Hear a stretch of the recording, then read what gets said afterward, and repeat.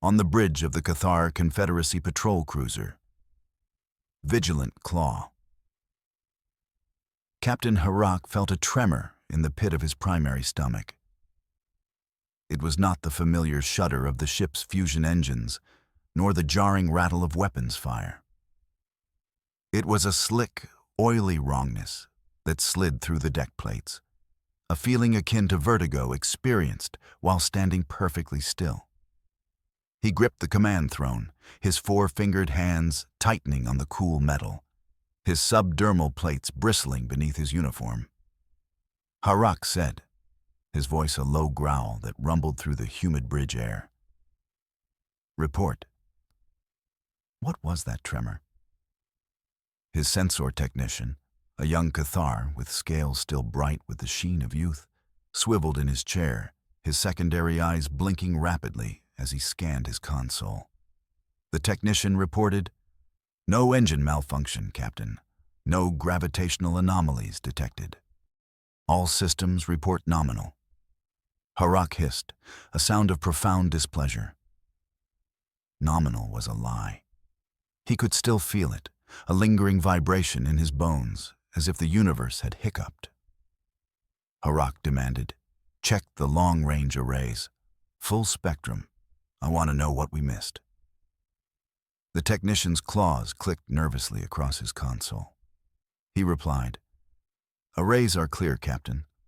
Nothing but trade traffic and the usual background radiation from the Nexus singularity."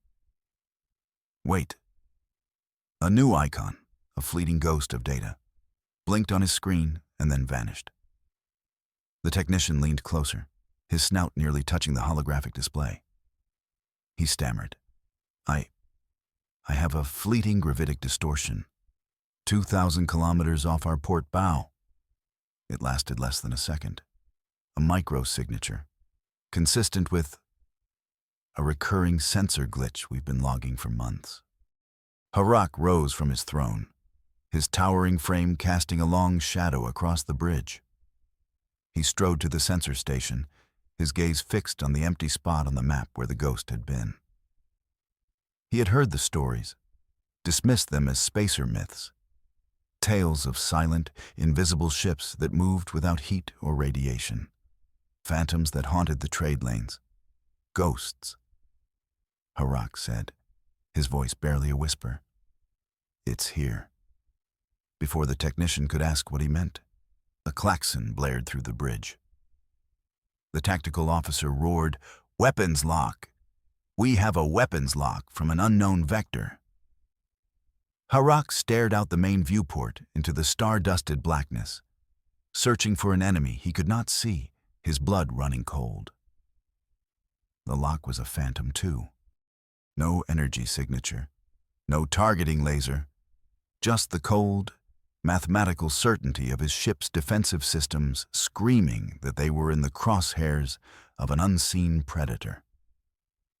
Then, as quickly as it had appeared, the lock vanished. The silence that descended upon the bridge was heavier and more terrifying than the alarm had been. The ghost had been toying with them. It had slid past their most sophisticated sensors, put a figurative knife to their throat, and then melted back into the void, leaving behind nothing but a lingering tremor and a crew paralyzed by the fear of the unknown. Harak slowly returned to his throne, the strength draining from his limbs. He knew, with a certainty that chilled him to his core, that his government would dismiss his report. Another sensor glitch, another jumpy captain seeing shadows in the dark. But he knew the truth.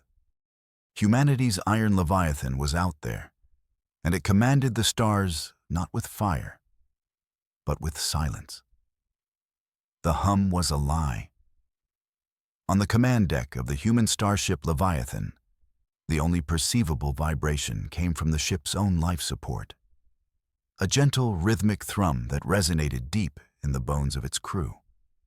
It was a constant, comforting reminder of the fragile bubble of air and warmth they inhabited. A stark contrast to the silent, unknowable void beyond the multi-layered transparisteel viewport. Captain Eva Rostova felt a different hum, a phantom sensation in her teeth, a psychosomatic echo of the Kearney-Fuchida drive actively folding space-time around the 2-kilometer-long titan of gray metal and secrets she commanded. It was the feeling of being the still point in a universe that was perpetually falling past her, a sensation she had never grown accustomed to, even after a decade in command. The KF drive was humanity's great leap forward, the invention that had transformed them from planetary obscurities to a galactic power in less than a century.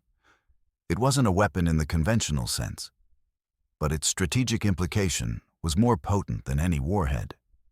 Instead of brute force propulsion, which screamed its presence across the cosmos in waves of radiation and heat, the KF drive created a localized bubble of compressed space-time ahead of the ship and an expanded one behind. The Leviathan was, in effect, perpetually falling forward through the cosmos at speeds that made light itself seem sluggish. To the galaxy's established powers, with their roaring fusion engines and detectable warp signatures, human ships were ghosts. Eva stood before the main viewport, her reflection a faint, sharp-edged silhouette against the distant, majestic swirl of the Cygnus arm. Her dark hair was pulled back in a severe, military-grade bun, a style that tolerated no frivolity. Her face, etched with the faint, silvery lines of 1,000 high-stakes decisions, was a mask of calm control. It was a calmness she had cultivated, a necessary armor against the chaos of command, an armor forged in the fires of a past failure she rarely allowed herself to remember. Below her, the command deck was a picture of that same controlled focus. Officers and technicians moved with the quiet, practiced efficiency of a veteran crew, their movements economical in the soft, ambient glow of their holographic consoles. Their voices, when they spoke, were low and measured, a stark contrast to the clamor and shouting that characterized the bridges of the fleet ships she had first served on. The Leviathan was the pinnacle of humanity's silent fleet, more a mobile star fortress than a simple warship. Its mass alone, equivalent to a small moon, was a statement of intent. But its true power, the power that made empires tremble, lay in its subtlety.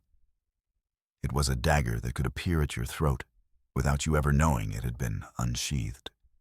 A voice, calm and professional, cut through her thoughts, pulling her from her reverie.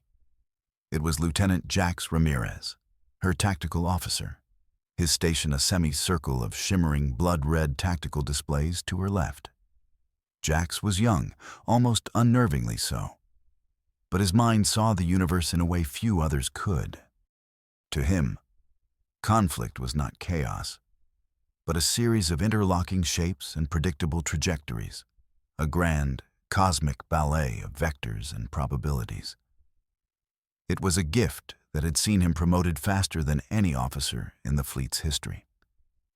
Jack said, "Their patrol vectors are sloppy. They're trying to look casual, but they're burning excess fuel to keep their distance. It's inefficient. It's fear." Eva turned from the viewport, her gaze sweeping across the deck, a silent inspection that missed nothing. She had learned long ago that quiet was a luxury rarely afforded to those who traveled the void. Eva said, "Nexus is a crossroads, Jax. It's never truly quiet. The silence is the sound of everyone holding their breath because we've arrived." She walked towards the central holotable, a massive circular display that currently showed a schematic of their approach vector, a clean, elegant line slicing through the system. Her boots made no sound on the deck's sound-dampening material. Eva asked, "What's the trade traffic look like?" Jax manipulated his console with a flick of his wrist, and the holotable flickered, the schematic dissolving and reforming into a real-time plot of the surrounding space. The Leviathan was a large, ominous icon at the edge of a swarm of smaller, jittery ones. each representing a vessel going about its business. Jax reported, "Light for Nexus, unusually so. Cargo haulers are giving us a wide berth, course-correcting to add at least another 1,000,000 kilometers to their transit. The Cathar patrol is feigning indifference on the far side of the system, but their weapon ports are glowing hot on thermal. They're posturing." Ava allowed a ghost of a smile to touch her lips. Ava said, "Let them. Our business isn't with a gaggle of jumpy lizards." Her eyes found another figure on the bridge, a man who seemed utterly out of place amidst the crisp uniforms and military discipline. Dr. Eris Thorne was hunched over a science station, his wild gray hair, which defied gravity and reason, looking even more unkempt than usual. He was a whirlwind of nervous energy contained in a rumpled tweed jacket, a relic from a bygone academic era. Thorne was the galaxy's foremost, and perhaps only, xenoarchaeologist, a man who had dedicated his life to chasing the ghosts of civilizations that had crumbled to dust before humanity had discovered fire. He was on the Leviathan for a very specific, very secret reason, a reason that had cost him his reputation and his career. Eva asked, "Dr. Thorne, are you ready?" Thorne looked up, his eyes magnified by thick spectacles, a light with a feverish intensity that never seemed to dim. It was the look of a man on the verge of confirming his life's work or seeing it shatter into cosmic dust. He pushed his spectacles up his nose with a trembling finger. Thorne said, "Ready, Captain? I've been ready for 30 years. The anomaly is precisely where the historical record suggested. A stable, repeating gravitic resonance, masked by the station's own power signature. It's a whisper, Captain. A whisper across 1,000,000 millennia. But I'm certain it's there. The key to understanding the Builders." The Builders. A name Thorne had coined for a hypothetical precursor race, a civilization so ancient and so advanced that their existence was purely theoretical. Their legacy was not in ruins, but in tantalizingly similar architectural and linguistic patterns found on a dozen disconnected, long-dead worlds. It was a statistical impossibility, Thorne argued, a footprint left by a single, vast entity. He believed they had created a network, a web of pathways through the galaxy, and that the resonance near Nexus Station was a signpost, a forgotten station on a galactic subway line. It was a fringe theory, one that had earned him ridicule in mainstream academic circles and had cost him his tenure at the University of Proxima. But Ava had seen enough strange things in the void to keep an open mind. And her orders, coming from the highest echelons of Fleet Command, were clear. Investigate Thorne's anomaly. With a quiet nod, Eva stepped up to the command throne and activated the ship-wide comms. Her voice was formal, clear, and carried the weight of the ship she commanded. Eva said, "Nexus Station. This is human starship Leviathan requesting docking clearance at berth 7. The reply was almost instantaneous, a clipped, professional voice belonging to the station controller. It was a voice trying very hard to sound bored and unimpressed. The controller said, "Leviathan, this is Nexus Control. Berth 7 is clear. Welcome to Nexus, Captain. We've been expecting you." The unspoken addendum hung in the air, as clear as a klaxon. "And we'll be glad when you leave." As the Leviathan began its final, delicate approach, its massive gravitic anchors extending like the talons of some great bird of prey to latch onto the station's magnetic tethers, Ava felt a familiar tension settle over the bridge. Docking a ship of this size was less a maneuver and more a carefully controlled celestial event. A dance of titans where a single miscalculation could mean catastrophic failure. She watched the station grow in the viewport, a sprawling, chaotic metropolis of interconnected modules, docking arms, and shimmering habitats, all encased in a shimmering, barely there containment field. It was a monument to galactic commerce, a place where a dozen species haggled over cargo and information. And if Thorne was right, it was built on top of a secret of unimaginable importance. 2 hours later, Eva, Thorne, and a security detail led by Jax were walking through the crowded, noisy corridors of Nexus Station. The transition from the sterile, controlled, silent environment of the Leviathan was always a sensory jolt.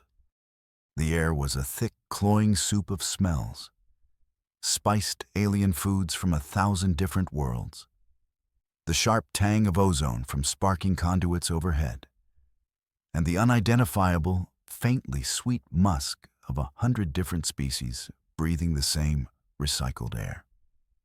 Beings of all shapes and sizes pushed past them, a chaotic, vibrant river of galactic life. Thorne seemed oblivious to the chaos, his eyes scanning not the aliens, but the station's architecture itself. He ran a hand along a wall, his expression one of intense concentration. Thorne said, his voice a low murmur just for Eva and Jax. "It's all wrong, you see. The station's core structure is modern, a standard polyalloy frame, probably assembled in the last 50 years. But the foundations, the substructures upon which it's built, they don't match. The material shows microfractures and stress patterns inconsistent with its supposed age. It's far, far older. They built this station around something that was already here." Jax, ever the pragmatist, kept a hand near the sidearm holstered on his thigh, his eyes scanning the crowd for threats, not architectural anomalies. Jax said, "Looks like a standard deep space orbital platform to me, Doctor. Built to spec, just scaled up to an obscene degree." Thorne whispered, a conspiratorial gleam in his eye, his voice filled with the thrill of the hunt. "That's what they want you to think. That's what they've always wanted everyone to think. But the resonance doesn't lie. We need to get to the lower levels.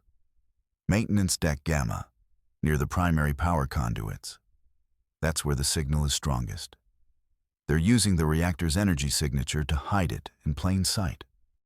Getting clearance to the station's restricted engineering decks was a matter of formal requests and the kind of diplomatic grease that only the captain of a ship like the Leviathan could provide.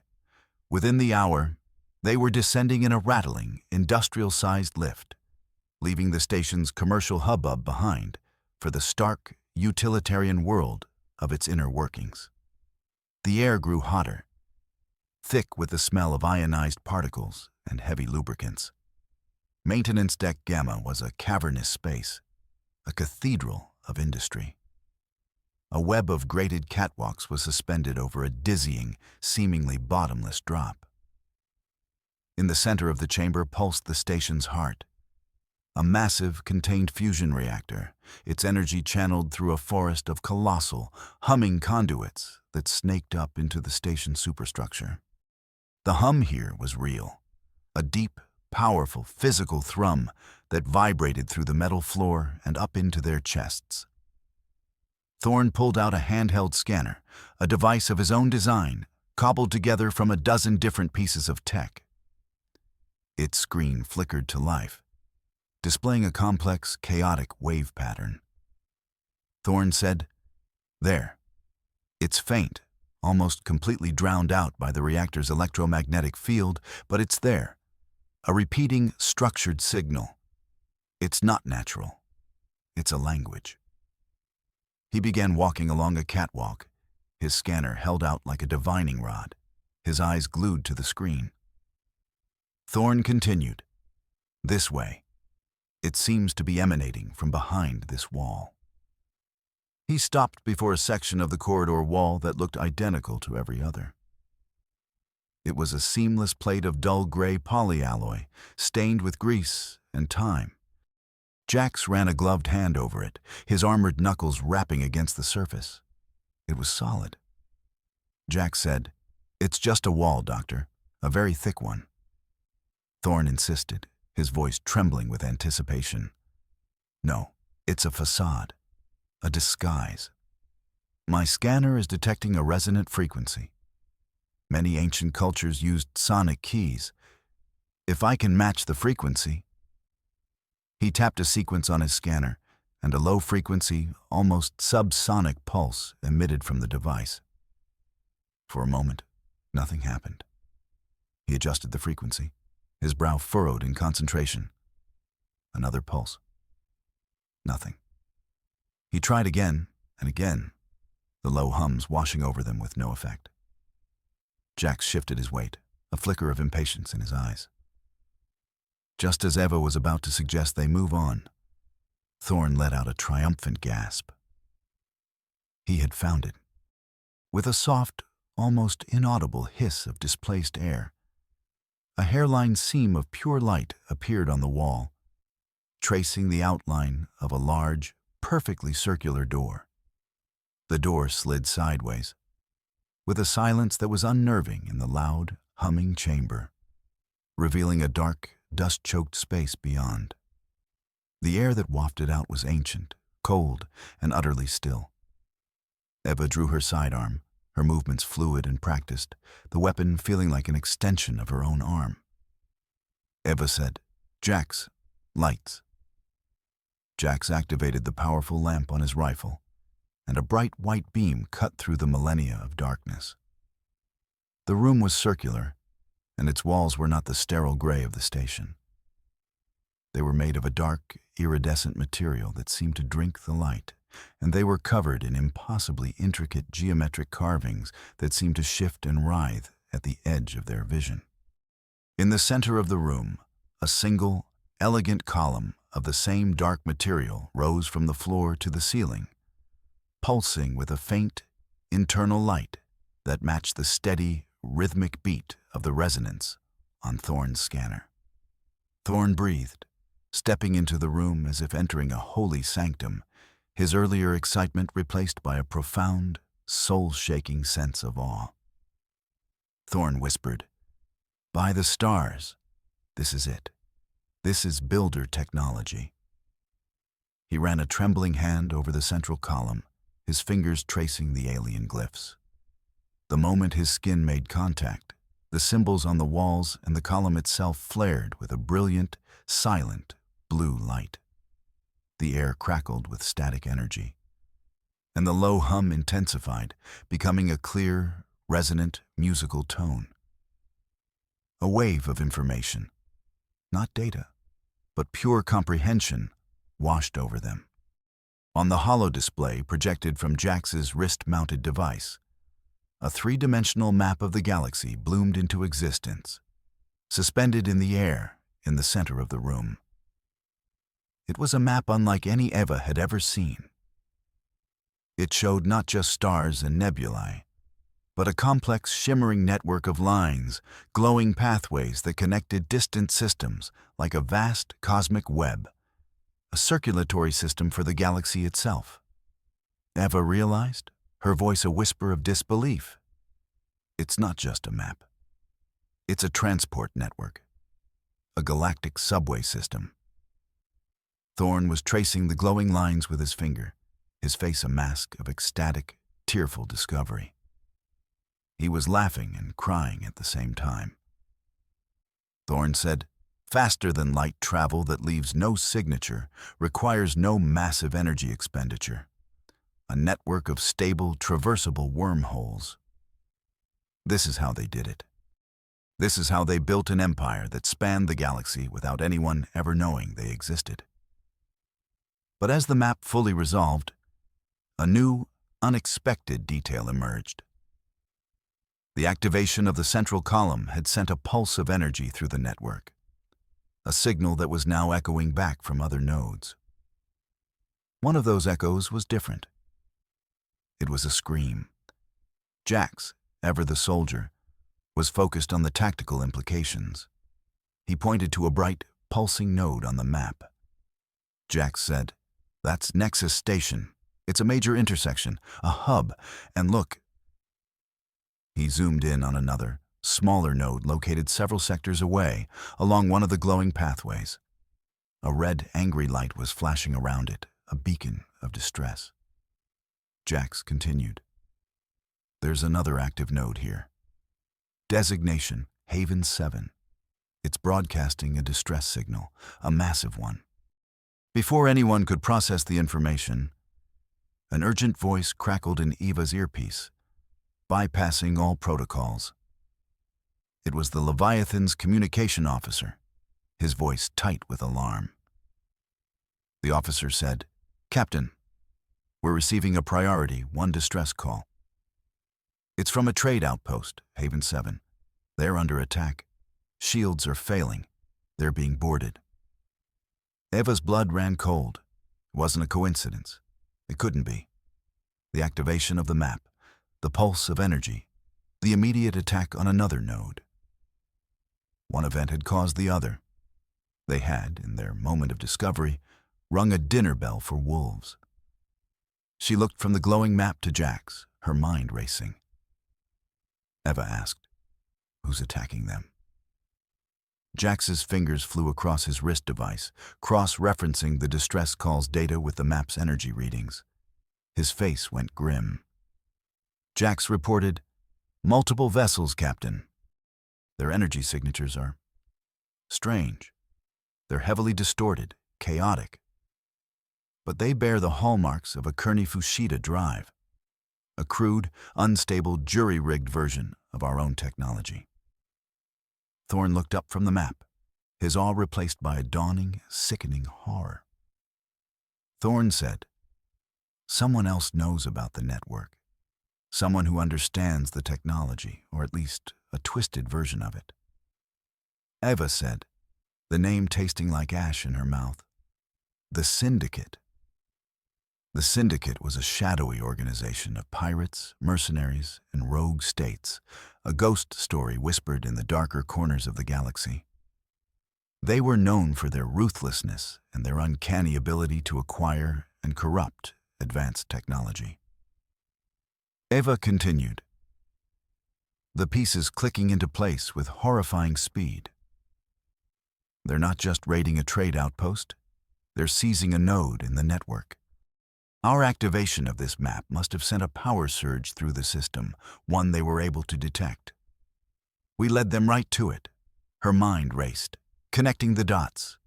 The Syndicate's corrupted KF drives, their attack on a key network node, their sudden, precise appearance. It all pointed to a terrifying conclusion. They didn't just know about the network, they were trying to control it. And with a transport system like this, the galaxy would be theirs for the taking. Eva's voice, when she spoke, was hard as steel, cutting through the awe and the fear. Eva commanded, "Get us back to the ship. Now set a course for Haven 7. We're not letting them have it." The journey to Haven 7 was a tense, silent affair. The Leviathan, pushed to its absolute limits, slipped through the void, its crew working with a grim, focused efficiency. On the bridge, the holographic map from the builder chamber was now integrated into the main display. The glowing pathway to Haven 7, a stark, accusing reminder of what was at stake. Thorn, Jax, and Evie stood around the holo table, the fate of the galaxy resting on the plan they would form in the next few minutes. Thorn provided the theory, his earlier excitement now tempered with a grim sense of responsibility. Thorn said, "The nodes act as gateways. To use the network, you need to control the entry and exit points. Haven 7 must be one such gateway. The Syndicate's goal won't be to destroy it, but to capture its control systems, which are likely based on the same builder technology we found on Nexus." Jax provided the tactical reality. He pointed to the sensor readings, which were becoming clearer as they approached the system. Jax said, "They have 3 cruisers. Their KF drives are unstable, jury-rigged. That means they're fast, but they bleed energy and can't maintain a stable stealth field. We can track them, but their weapons are conventional and powerful. They're trying to overwhelm the station's defenses with brute force before they board it. Eva synthesized the information, her mind a cold, clear engine of calculation.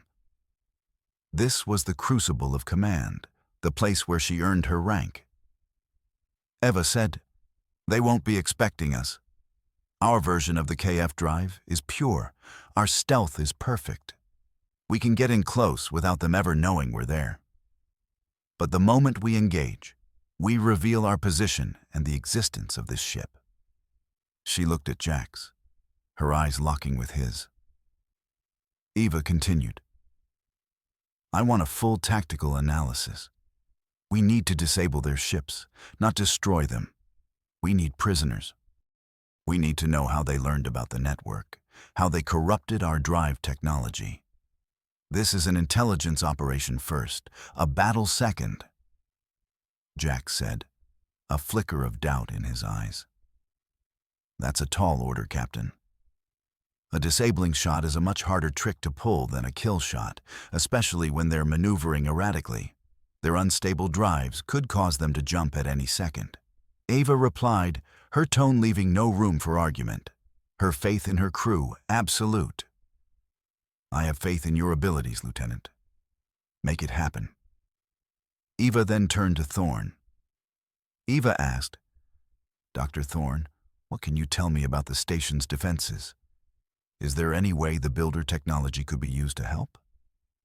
Thorne stroked his chin, his mind lost in ancient theories. Thorne said, "It's possible.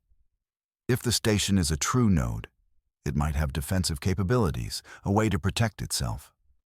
But activating them would require a deep understanding of the system, a key we don't have."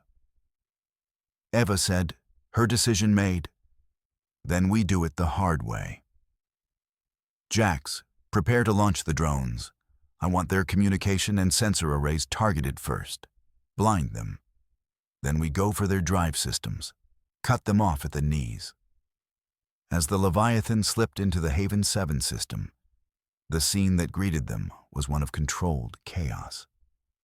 The station, a smaller, more elegant version of Nexus, was surrounded by the 3 Syndicate cruisers. They were brutal-looking ships, angular and dark, their hulls scarred and pitted from previous battles. Flashes of angry orange light erupted against Haven's shimmering, buckling shields as the cruisers poured fire onto the beleaguered outpost. Jax reported, his voice tight with urgency. "Their shields are at 30% and falling. They can't take much more of this. Another 5 minutes, maybe less." Eva said, her eyes fixed on the tactical display, her voice a low, dangerous calm. "We're in position. Launch the drones. Go." From hidden bays along the Leviathan's vast, dark hull, a swarm of small, silent drones shot out, accelerating with impossible, gravity-defying speed. They were invisible, their own miniature KF drives rendering them utterly undetectable. The Syndicate crews would have no warning. The drones fell upon the cruisers like a pack of silent, invisible wolves, their specialized energy pulses frying sensor arrays and communication dishes with surgical precision. On the bridge of the lead Syndicate cruiser, chaos erupted. The captain, a burly man with a scarred face, roared, "What was that? All sensors are down. I can't see a thing." His tactical officer, a young, terrified woman, yelled back, "We've lost comms with the other ships. We're blind. We're deaf." It was in that precise moment of confusion that the Leviathan struck. It didn't announce itself with a grand, dramatic decloaking. It simply acted. A precisely aimed beam of focused energy, a lance of pure, white-hot light, shot from an unseen point in space and struck the lead cruiser's engine section. The ship shuddered violently, its drive flaring in a brief, spectacular corona of corrupted energy and then dying completely. It was adrift, a dead thing in the void. The other 2 cruisers, seeing their flagship suddenly disabled by an invisible assailant, began to panic. They fired wildly into the empty space where they thought the attack had come from, their energy beams slicing harmlessly through the void. The Leviathan, having already shifted its position by several thousand kilometers in the blink of an eye, targeted the second cruiser, its energy lance striking with the same surgical precision. The second ship went dark. The third cruiser, seeing the fate of its companions, made a run for it. Its unstable KF drive flared to life, and it began to slip away, distorting the space around it. Jack said, his hands flying over his console. "They're getting away," Ava said calmly, her voice betraying no emotion. "No, they're not. Fire a tracker drone and let them go." A single, tiny drone detached from the Leviathan's hull and attached itself to the fleeing cruiser's stern, its own stealth field making it invisible.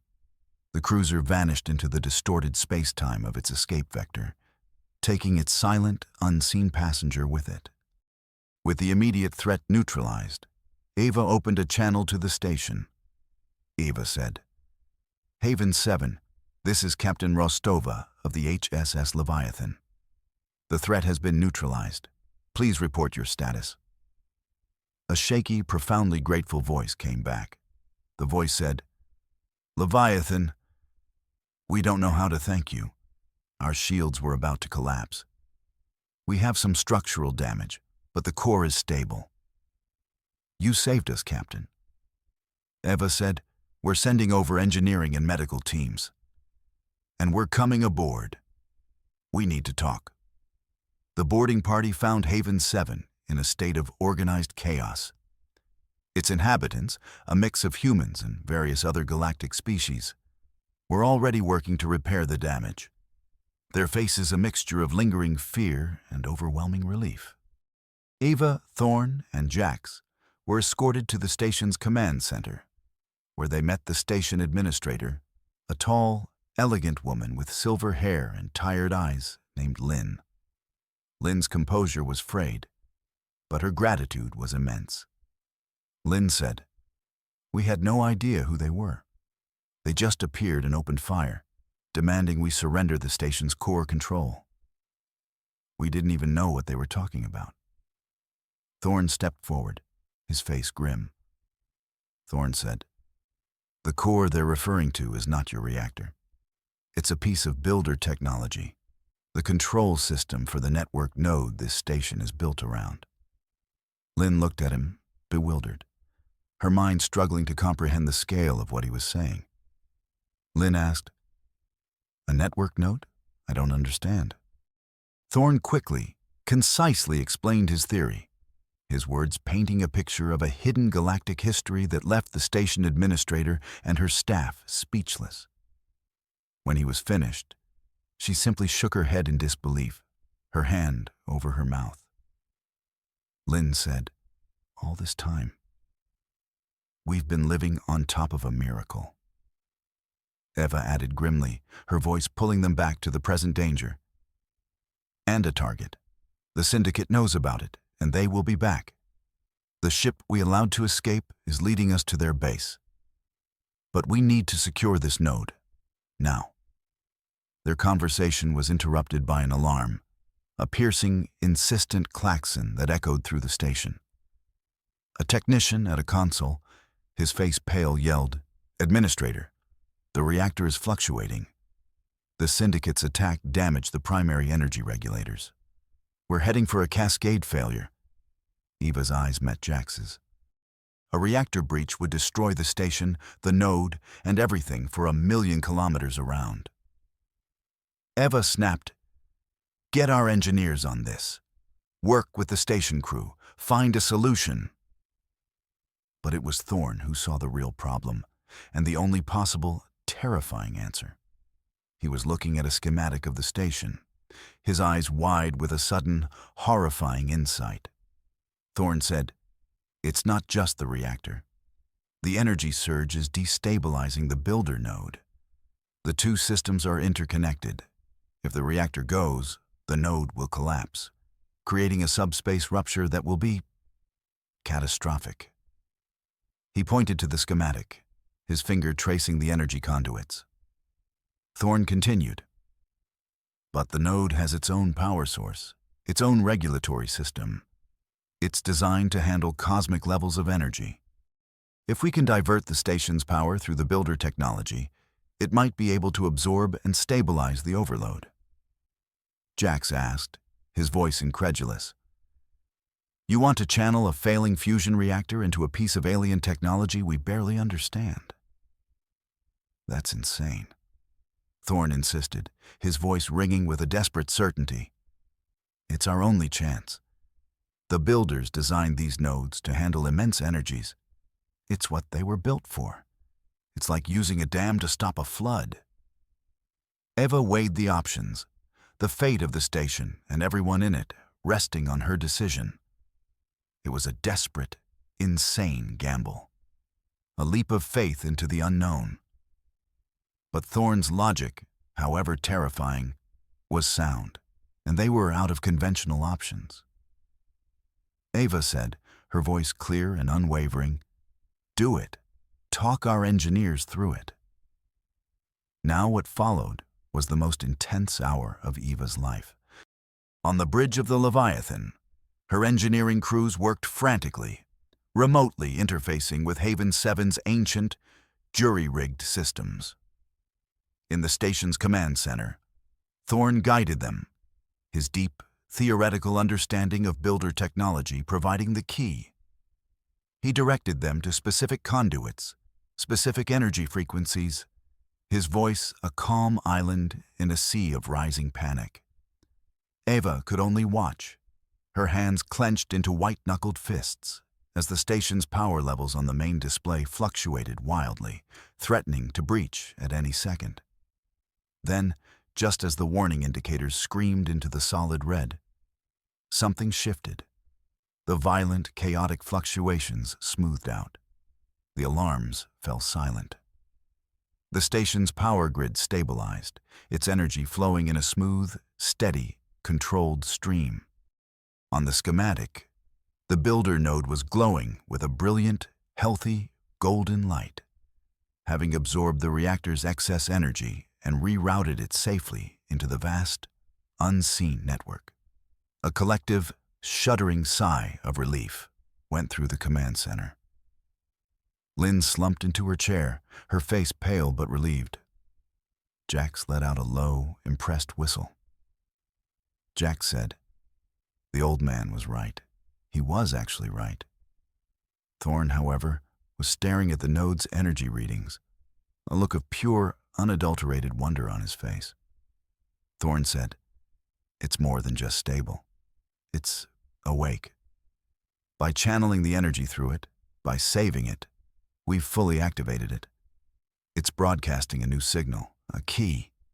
It's inviting us in." Before Eva could ask what he meant, a new voice filled the room. It was not coming from a comms unit, but from the air itself, a calm, resonant, genderless voice that spoke directly into their minds, a thought that was not their own. It said, "The path is open. The Guardians have returned." A stunned, profound silence fell over the room. Eva looked at Thorne, whose eyes were filled with tears of vindication and awe. Thorne whispered, "It's an automated message. A welcome, left by the builders for those who could prove themselves worthy of using their network." At that exact moment, a priority message flashed on Jax's console. He looked at it, his eyes widening in triumph. Jax said, "Captain, the tracker drone. The Syndicate ship has stopped. It's arrived at their base. We have their location." Eva looked from the glowing, stable node to the coordinates on Jax's screen. The pieces were all there. They had the key to the network, and they had the location of the enemy who would misuse it. The choice was clear. The mission had changed. It was no longer about investigation. It was about protection. They were not just explorers anymore. They were guardians. Eva said, her voice steady and filled with a new, unshakable resolve, "Jax, recall our teams. Prepare the Leviathan for departure. Dr. Thorne, you're with me. We're going to pay the syndicate a visit. She turned to Administrator Lin. Eva continued, secure this station. We will be back. As the Leviathan pulled away from Haven 7, its silent drive carrying it towards a new, more dangerous confrontation, a sense of profound, historical purpose settled over its crew. They were moving through the void not as conquerors, but as custodians of a legacy far older than their own species. The tracker drone led them to a place the galaxy had forgotten, a cancerous, swirling nebula known as the Serpent's Maw. It was a graveyard of stars, a chaotic swirl of radioactive dust and gravitational anomalies that shredded conventional ships and drove navigation systems insane. No sane captain would venture into it. On the bridge, the nebula filled the viewport, a terrifyingly beautiful vortex of violent purple and bruised black. Jax reported, his voice grim, his usual confidence strained. The nebula is playing hell with our sensors.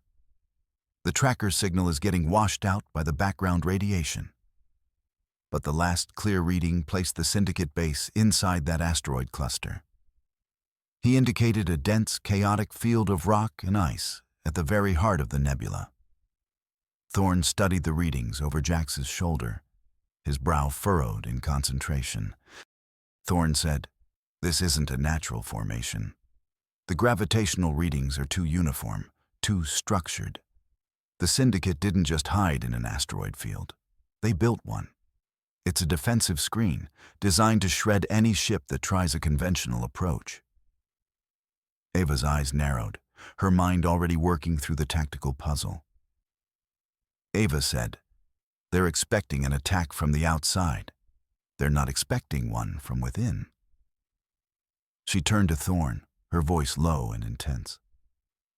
Eva asked, "The key we received at Haven 7. You said it would grant us access to the network. Can we use it to go directly to their base?" Thorne's face was a mixture of academic excitement and raw, primal fear. Thorne said, "In theory, yes.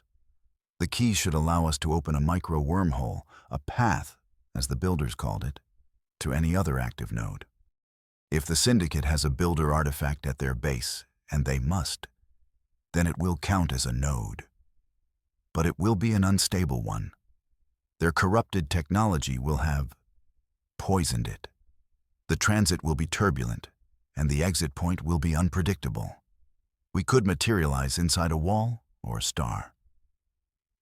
Eva considered the risk. A frontal assault was suicide. This was their only viable option, a knife in the dark. Eva said, "We won't be taking the Leviathan. We'll take a shuttle, something small and maneuverable. A small team. Just you, me, and Jax's security squad. We go in, we secure their artifact, we capture their leader, and we get out. The Leviathan will provide support from the edge of the nebula." The plan was audacious, bordering on reckless, but it was the only way.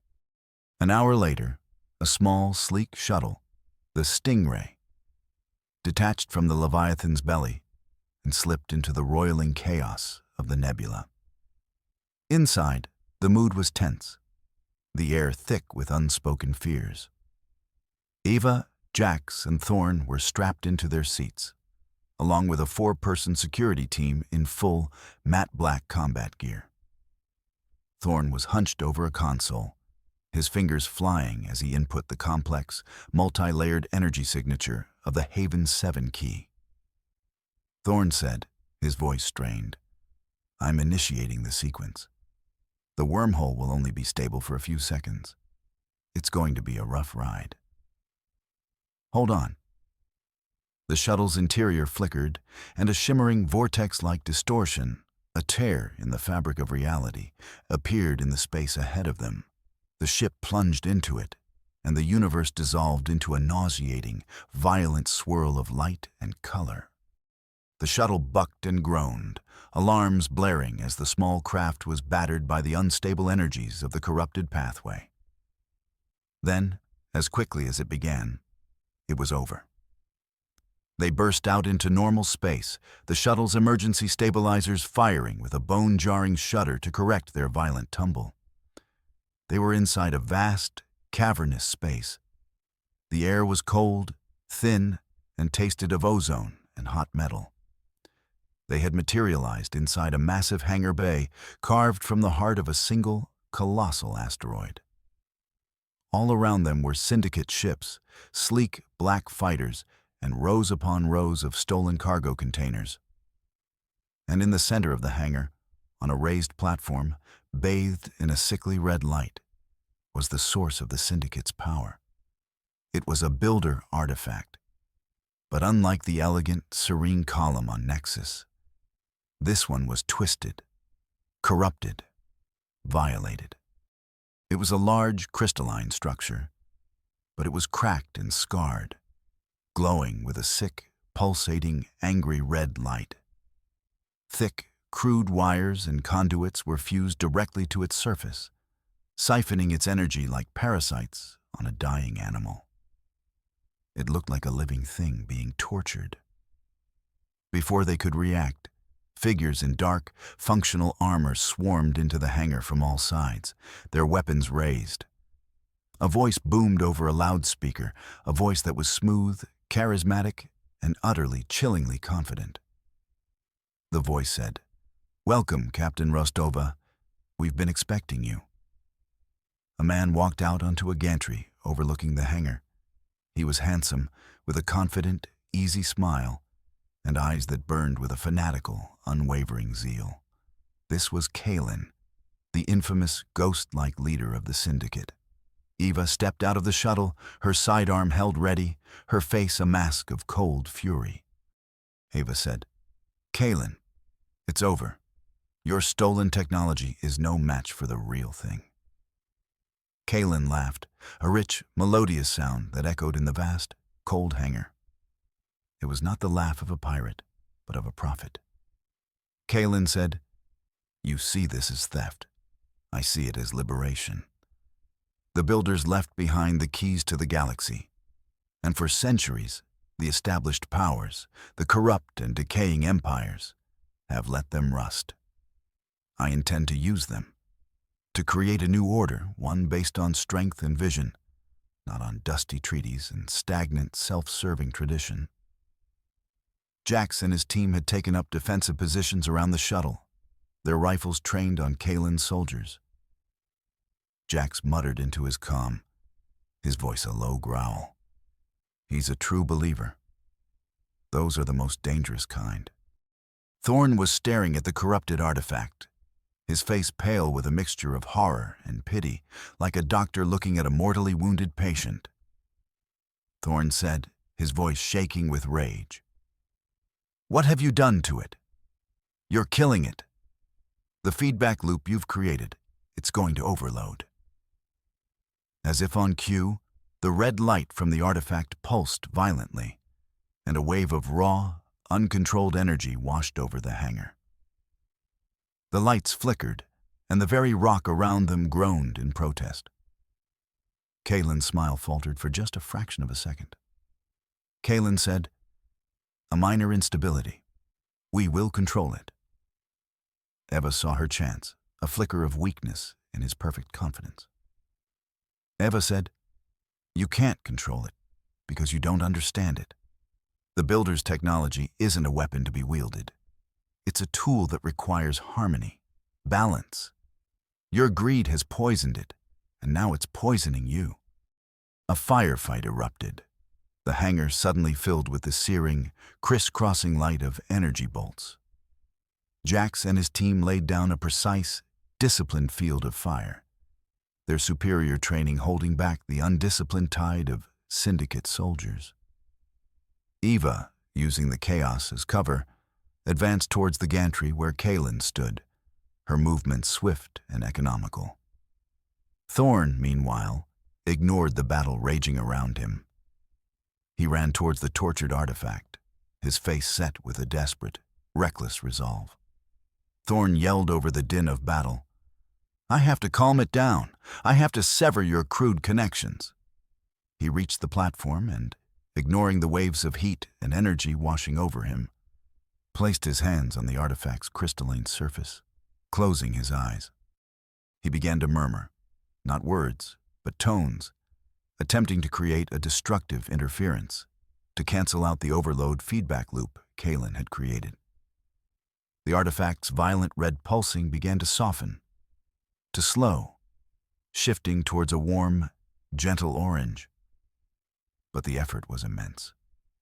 Thorn's body trembled, sweat pouring down his face as he poured his own life energy, his own will, into the ancient machine. Ava reached the gantry, her pistol aimed at Kalen's heart. Kalen drew his own weapon, his handsome face twisted into a snarl of fury, his mask of civility finally stripped away. Kalen said, "You will not take this from me. It is my destiny." They exchanged fire, their duel a deadly, intimate dance along the narrow catwalk. Ava was a superior tactician, her movements economical and precise, honed by years of combat. She forced Kalen back, step by step, her shots chipping away at his cover until he was cornered, trapped. Below them, the tide of the battle was turning. As Thorn soothed the artifact, the Syndicate's weapons began to flicker and fail. Their corrupted technology, powered by the tortured, dying artifact, was failing them. Jax and his team pressed their advantage, disarming and capturing the now confused and frightened soldiers. On the gantry, Ava disarmed Kalen with a swift, brutal move, sending his pistol clattering to the floor below.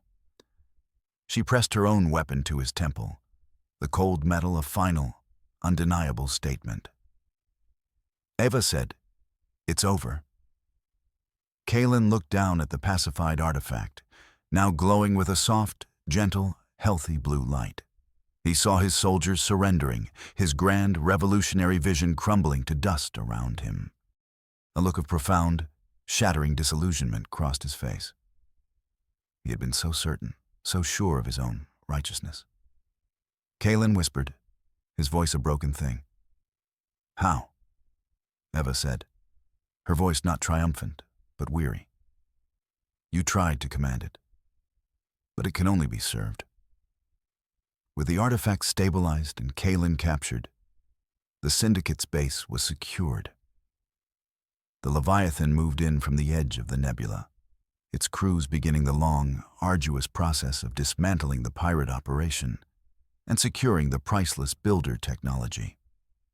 Days later, the Leviathan was once again in silent, watchful orbit around Haven 7. The captured Syndicate artifact had been brought to the station, where Thorn and a team of the galaxy's best scientists were now studying it, learning how to heal the wounds inflicted upon it. Eva stood on the bridge, looking out at the peaceful, bustling station. The network was safe for now. Jax approached her, a data slate in his hand. Jax said, "We've finished our initial interrogation of Kalen. He's given us the locations of the other Syndicate cells. It will take years, but we can dismantle his entire organization. He was cooperative, said he wanted to undo the damage he'd done. We also learned how they got our tech. A science vessel, the Odyssey, presumed lost in the Serpent's Maw a decade ago. They captured it, tortured the crew for information, and spent 10 years trying to reverse engineer the KF drive. That's why their version is so unstable. It's a crude copy, built on a foundation of cruelty." Eva nodded, her gaze distant, fixed on the endless sea of stars. The news about the Odyssey settled like a stone in her stomach. Another ghost to haunt the void. Eva said, "And what about the network? The builders?" Jax was silent for a moment, choosing his words carefully. Jax said, "The Council is calling it the greatest discovery in human history. They're also terrified of it. They want to control it, Classify it? Weaponize it? Eva looked at him, a faint, weary smile on her lips. A smile that held the weight of all she had seen, all she had done. Eva said, "They can try. But some things can't be controlled. They can only be guarded." The telepathic voice of the Haven 7 node, now clear and strong, a constant companion in the back of her mind, echoed in her thoughts, a silent promise and a heavy, eternal burden. The path is open. The Guardians have returned.